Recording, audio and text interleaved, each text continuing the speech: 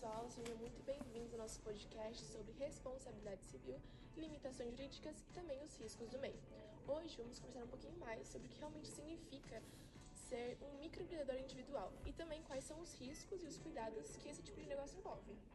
Sim, é isso mesmo. O MEI ele foi criado para a formalização de pequenos empreendedores, mas muitos ainda não sabem que há limitações jurídicas e riscos a serem respeitados.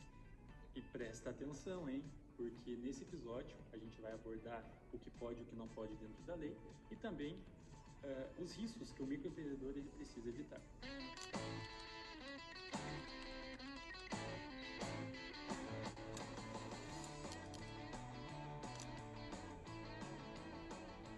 Bom, para começar, vamos falar sobre a responsabilidade civil.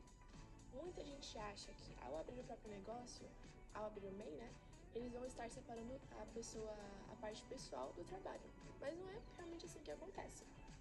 No caso do MEI, ele não separa a pessoa física da pessoa jurídica, ou seja, que quando o negócio ele contrai alguma dívida, o proprietário, o vendedor, ele acaba tendo que pagar ou responder com seus próprios bens, já sejam casa, carro ou algum outro imóvel. É verdade. Então, para ti que não entendeu, o patrimônio pessoal ele pode ser usado para pagar bens ou também danos aos consumidores.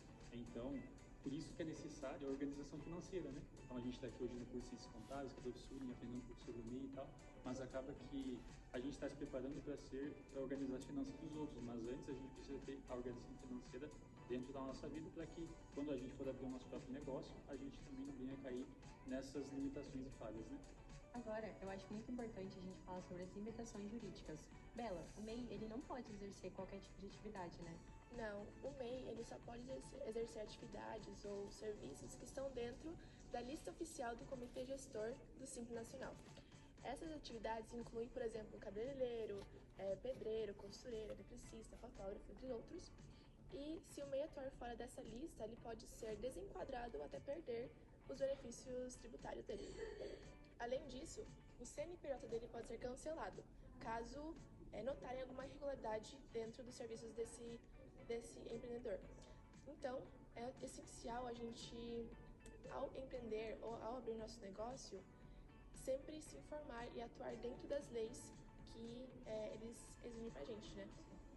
Agora então vamos falar sobre os riscos. Eles podem ser de dois tipos, ou jurídicos ou comerciais.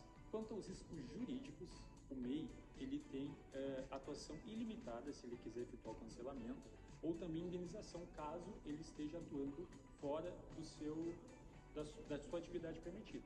E agora, Luísa, conta para nós aí os riscos comerciais. Tá, então, os riscos comerciais, eles estão ligados à gestão do negócio, como a falta de planejamento financeiro, a mistura entre as contas pessoais e a conta da empresa e até mesmo a baixa segurança jurídica nos contratos.